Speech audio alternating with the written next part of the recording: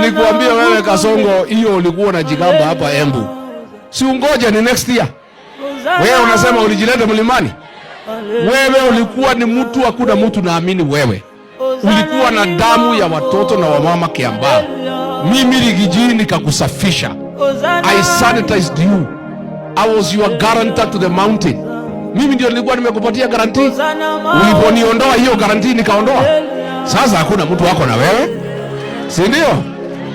Tena shida wewe William Ruto umeleta hapa mlimani ni violence. Siku nimekuja Wetima ECK Church pale Udhaya, ulituma huyu msichana anaitwa Betty Maina na Eric Wamombi na askari 15 waniue kanisani Udhaya, lakini kwa sababu ya maombi wale wa mama na watoto walikuwa kanisani wakaomba, Mwenyezi Mungu akachanganya hao askari wakakosana. Wengine wakasema ni uwawe ndani ya kanisa, wengine wakasema nitoke nje nipigwe risasi nje ya kanisa. Ndio hapo tulipata nafasi ya kutoroka.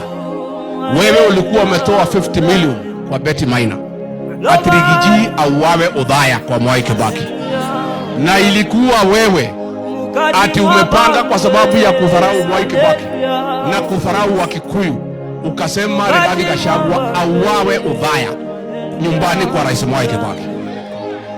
Sasa nikwambie wewe William Ruto, hawa askari hawa ulituma Udhaya kuua mimi kanisani, ukituma Wamombi na Betty, umewapeleka Orokalau wakaue watu. Tunapoongea wamevamia watu kwa hoteli, kijana mmoja wamemuumiza hapo ICU, tunaomba Mwenyezi Mungu apone. Hawa askari wamekaa kwa hoteli wanangojea instruction, unataka waue na